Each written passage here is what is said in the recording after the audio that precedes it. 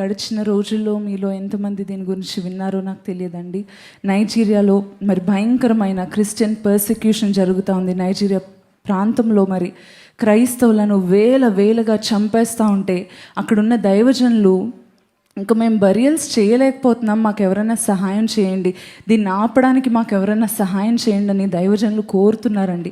మేము బరియల్స్ చేయలేకపోతున్నామండి, కంటిన్యూస్గా ఇంతమందిని చంపేస్తూ ఉంటే ఎలా బరీ చేయగలమని చెప్పి అడుగుతూ ఉన్నారు.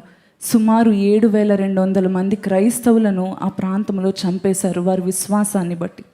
మరి ఒక్కొక్క కుటుంబం యొక్క కథ వింటూ ఉంటే మీరు వార్తల్లో చూస్తే లేకపోతే చదివినట్లయితే ఎంతగానో హృదయం కలిచివేయబడతా ఉంది.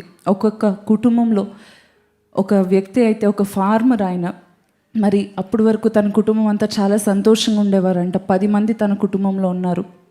అయితే ఆ కుటుంబము ఫార్మర్స్ ఫ్యామిలీ, చక్కగా మేమందరము మేజ్, కార్న్, రైస్ ఇవన్నీ కూడా మేము ఫార్మింగ్ చేసుకుంటా హ్యాపీగా ఉండేవాళ్ళము. అయితే న్యూస్ రిపోర్టర్స్తో అతను చెప్తున్న మాటలు వింటూ ఉంటే ఎంతగానో హృదయము వేదన చెందుతుందండి. అతను చెప్తా ఉన్నాడు తన చొక్కాతో తన కళ్ళు తుడుచుకుంటూ, నా 3 పిల్లలు బెడ్రూమ్లో దాక్కొని ఉన్నారు, చంపడానికి వచ్చినప్పుడు ఆ 3 వెతికి బయటికి తీసుకొచ్చి మరీ చంపేశారు. ఇంకొక 5 కూడా నా కుటుంబంలో చంపేశారు. మా 10 మంది కుటుంబంలో 8 మందిని ఆల్రెడీ చంపేశారండి. నా కళ్ళ ముందే వారు బూడిదైపోతూ ఉంటే నేను చూశాను. నా సహోదరుడు మిగిలిన్నాడు, వాడు ఒక్కడే పొలాల్లో పారిపోతూ ఉంటే పరిగెడుతూ ఉంటే వాడిని కాల్చి చంపేశారు నా కళ్ళ ఎదురుగుండా. అంత భయంకరంగా చంపేశారు. అంటే మరి ఇప్పుడు మీరు ఏం చెప్పాలనుకుంటున్నారు అని ఆ వ్యక్తిని అడిగారండి. అడిగితే I will still not leave Jesus, నేను నా యేసయ్యని ఇప్పటికీ కూడా విడిచిపెట్టనని చెప్పాడు. అంత గొప్ప విశ్వాసము.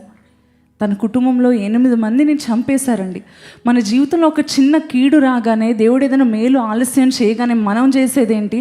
దేవుడు అసలు ఉన్నాడా, ఎందుకు నాకు ఇలా చేస్తున్నాడని ప్రశ్నించే విశ్వాసం ఇలా మిగిలిపోకూడదండి కదా. స్టెఫను రాళ్లతో కొట్టబడినప్పుడు కూడా దేవుని విడిచిపెట్టలేదు, కానీ ప్రభువా ఈ దోషము వారి మీదకి రానివ్వదనే ఆ క్షణంలో కూడా ప్రార్థించాడు. ఇది నిజమైన క్రీస్తు ప్రేమ.